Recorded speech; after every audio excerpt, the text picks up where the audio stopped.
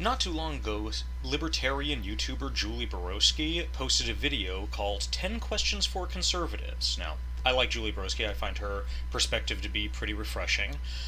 So I thought, as a conservative, why not give those questions the old college try? I'm going to be presenting the questions unedited, except for split up, obviously, and I'll just try to take them one at a time. So let's get started.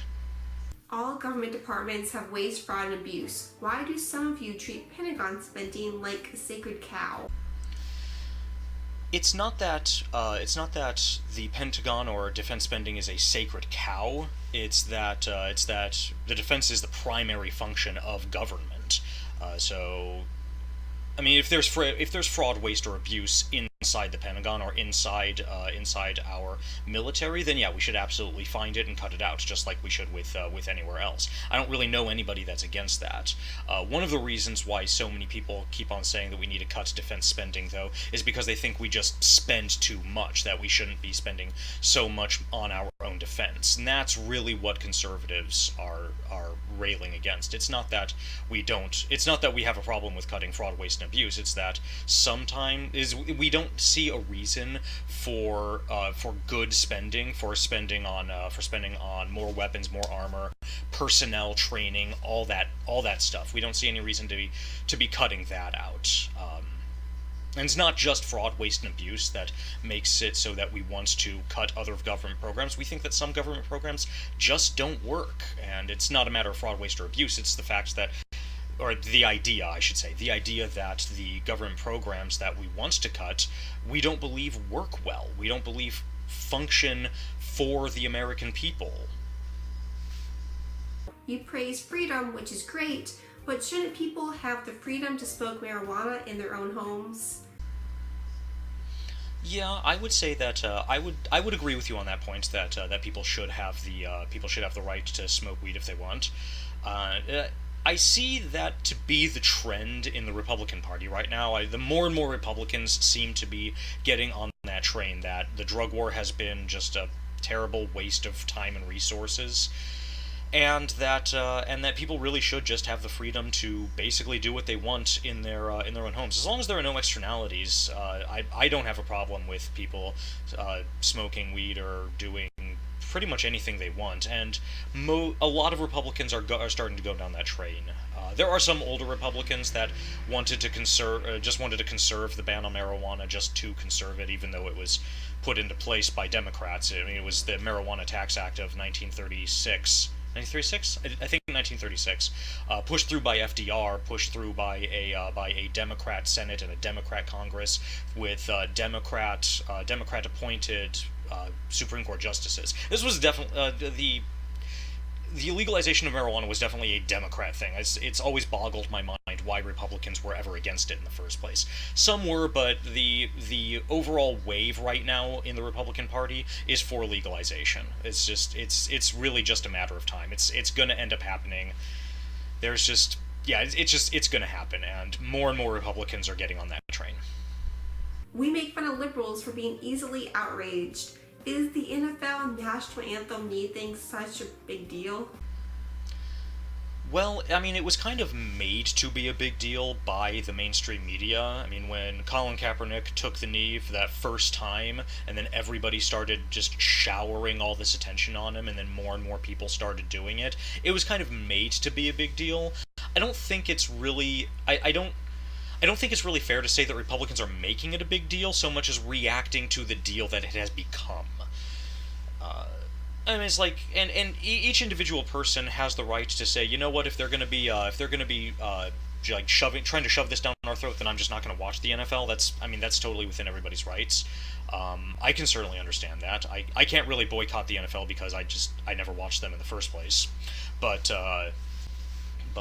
yeah, no, it's like it's just became this deal in the media about this take a knee nonsense, and then all of the nonsense that followed. They're dropping ratings and everything like that, and then of course Donald Trump being Donald Trump and picking a fight with all of the NFL players over this exact issue, just keeping it going. But there are a lot of people on the Republican side and a lot of conservatives that really, they're just rolling their eyes at this. Um, so it's not really so much that it's a big that the NFL protests are a big deal. It's more that we're just reacting to the big deal that the mainstream media made it. Doesn't the death penalty give too much power to the government? No, I don't think so. The whole thing about the death penalty is that, I mean, the government is the entity that we trust to have a monopoly on force, which is why we don't give force to anybody else. So, just like declarations of war. If an enemy state attacks us, we declare war. We're essentially sentencing their military to death because we're sending in our soldiers to go in and pacify them, and if they resist, we're going to shoot them.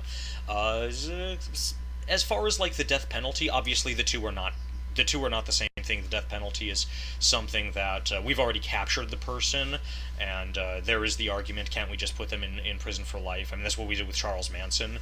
But when it comes right down to it, the death penalty really is the death penalty is there to.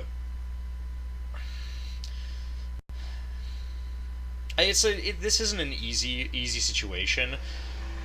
I'm not saying the death penalty is the best method to go about things. I'm actually on the fence about this one. I don't really have a problem with it, but I don't really have a problem with it being not used anymore either. But as far as whether or not it gives the government too much power, no, that's pretty much exactly the power that the government has. That's its reason for being. That's why the government is in charge of national defense, because it's the one that can decide whether or not somebody lives or dies. Now, of course, as our government, it has to be accountable to us, the people, obviously, and so it can't just kill anybody willy nilly. If we are going to have the death penalty, which I'm not saying that we should, I'm just saying that if we are, then it is something that has to be demonstrated that like somebody like Charles Manson that I just brought up, somebody that's not gonna be able to come back into society. Perhaps somebody that is probably gonna happen to somebody that has attempted escape, somebody that's not gonna change, somebody that has no remorse for their actions.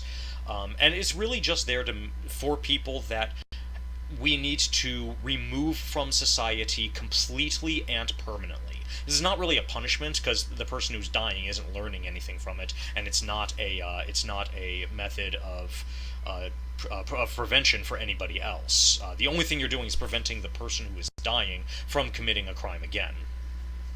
And whereas we can talk about the morality of that. That's not. But I'm not considering that part of the question that was raised. I just don't think it's really right to say that it gives too much power to the government, considering that is the power of the government. That's the whole thing. That's the power. That's the power they have. The US government has 800 military bases around the world. If we want to reduce the federal government, shouldn't that also include reducing military bases? Well, every single base that's open is open for reasons, and I can't really go into what those reasons are because I don't know. I'm not a general. I'm not anything like that. But if we're gonna start closing down bases, we need to know whether or not we still have interests in those areas. So that's what the bases are there for, is to protect America and her interests. Now, I mean, we can talk about what those interests are, but if we're going to start closing down military bases, it's one of those things where we really got to understand what the long-term effects of closing down that base is going to be. For example, there was talk back during the Bush administration of closing down our bases in Germany.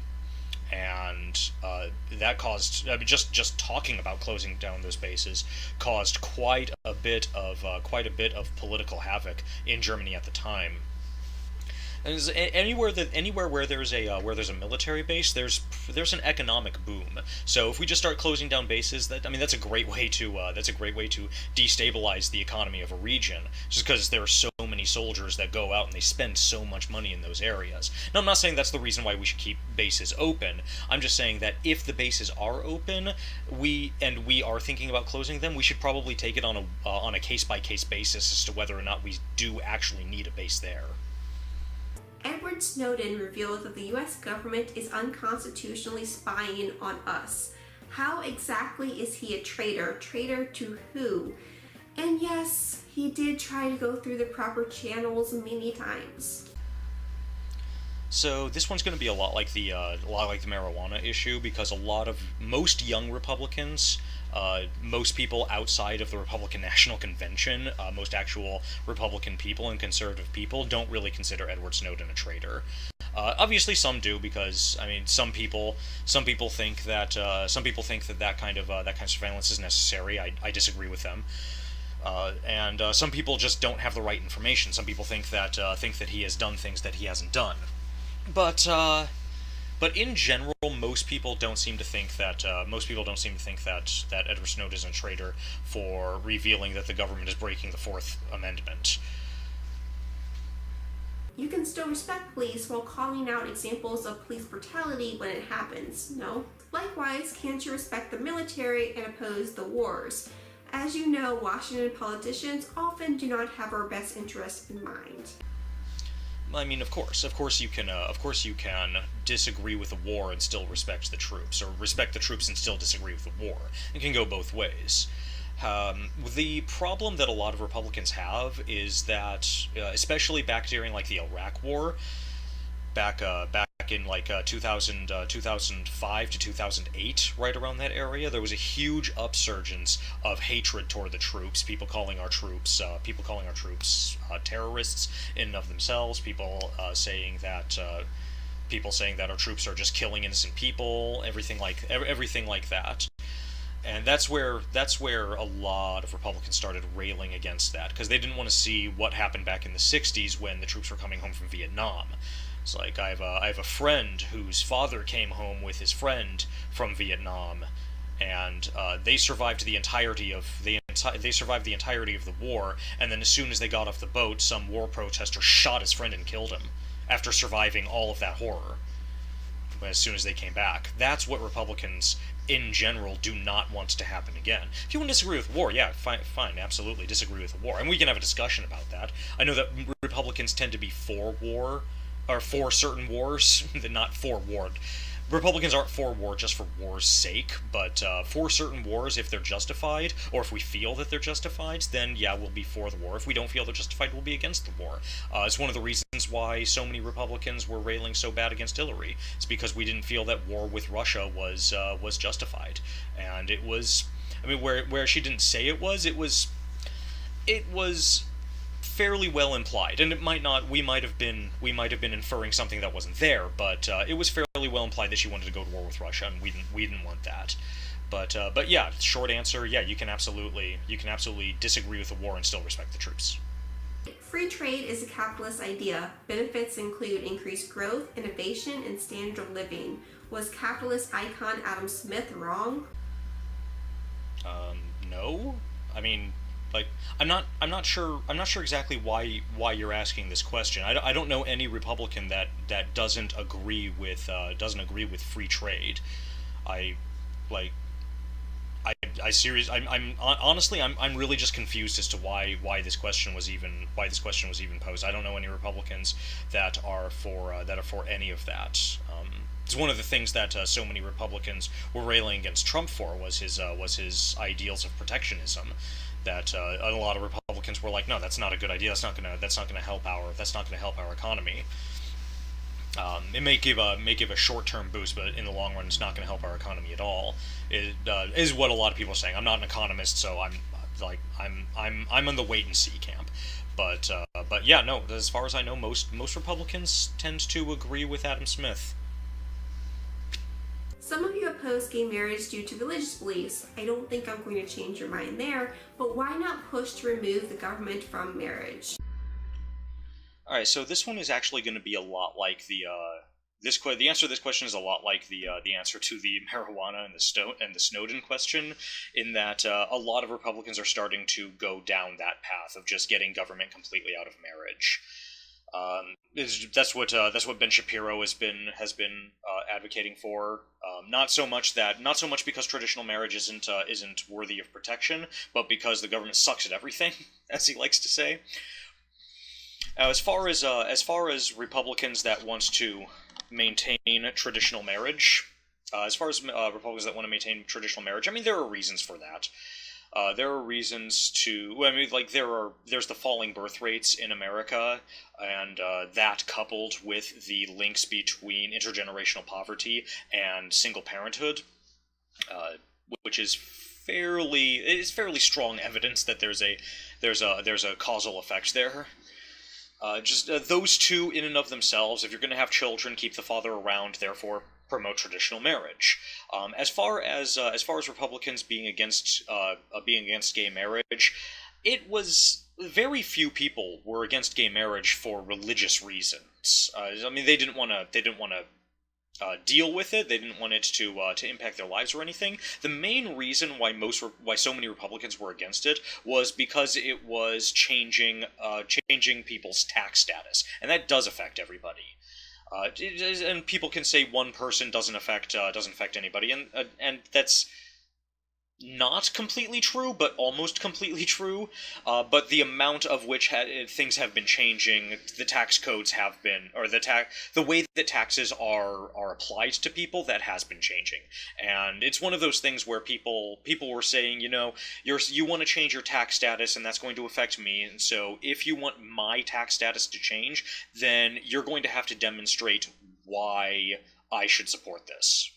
Because if I do, my tax status is going to change, and you're going to have to demonstrate why I should support this. Now, I think there are plenty of reasons to support it, but the Democrat Party, liberals in general, did a really, really poor job of demonstrating why. Because their entire argument was, well, you support this or you're a bigot. No, no, that's no. Come on, man. Give me an actual reason. And there are plenty of actual reasons. I was for it, then I was against it, now I'm for it again. It's just one of those things where there are reasons. I mean, just promoting monogamy in and of itself is a good thing, and marriage between heterosexual or homosexual couples is a good way to do that. And that's just going to prevent the rampant spread of sexually transmitted diseases, which have become just epidemic in our society and in the world in general for the past 100 years. So promoting monogamy is I would consider that it's in and of itself a valid reason. I'm sure there are other reasons, but that's the one I've come up with. But no, there were very few Republicans that were against it for religious reasons. The ones that were tended to be very loud, but that just goes into the 90-10 rule. The crazy 10% are going to take up 90% of your attention because they're the loudest. But no, in general, most Republicans had a problem with it due to tax law, and they also have a problem with it with how it was passed, because it was passed through the courts rather than through a vote, and so the way people's taxes the way people are taxed did change because of that, and it was pushed through by the court, and that just smacked of taxation without taxation without representation. Just smacked of taxation without representation, and that's something that we kind of fought a war over 300 years ago. Well, not less than 300 years ago, but about. You know what I mean. Anyway, hope that clears that one up. I hope that answers those questions. Those are my 10 answers for Julie Borowski's 10 questions for conservatives. If you have any comments, questions, think I'm just absolutely wrong about something, go ahead and just leave a comment below. Let me know what's going on, because I want to know where I'm wrong. I want to know where I'm right. Just go ahead and leave a comment. And Longshot, Miss Borowski, if you watched this, then and you have any questions, feel free to hit me back as well. Thanks.